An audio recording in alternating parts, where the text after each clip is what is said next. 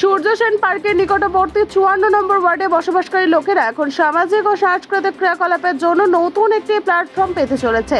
ACD নির্মাণ কাজ থেকে আসানসোল দুর্গাপুর উন্নয়ন কর্তৃপক্ষ দ্বারা চালু করা হয়েছিল, যা পশ্চিমবঙ্গ সরকারের আইনমন্ত্রী মলয় ঘটক দ্বারা উদ্বোধন করা হয়।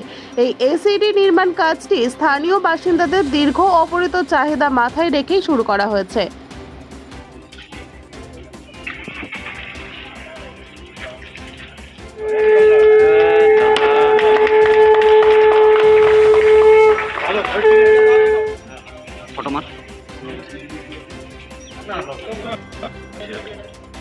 আসানসোল উত্তর বিধানসভায় বিভিন্ন ওয়ার্ডে আমরা চেষ্টা করেছি যে মানুষের যে চাহিদা,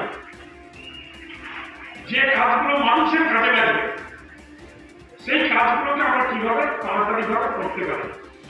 এর আগে কমিউনিটি হল হয়েছে, ঢালাই রাস্তা হয়েছে, স্ট্রিট লাইট হয়েছে। আমরা এই গতবার দুর্গাপুজোর সময় আপনারা বলেছিলেন যেখানে সেট লাগানো হলো না। আমি বলেছিলাম দেখুন আমরা করছি, এর আগের বছরও 8খানা করেছিলাম, এবারও কিন্তু আমরা ইতিমধ্যে অনেকগুলো করে ফেলেছি। আমরা একটু আগে আসছিলাম 49 নম্বর ওয়ার্ড, দেখলাম অনেকটা উঠে গেছে সেট। তার আগে 51 নম্বর ওয়ার্ডে সেখানে সেট হয়ে গেছে, আমরা কিছুদিন আগে সেখানে উদ্বোধন করে।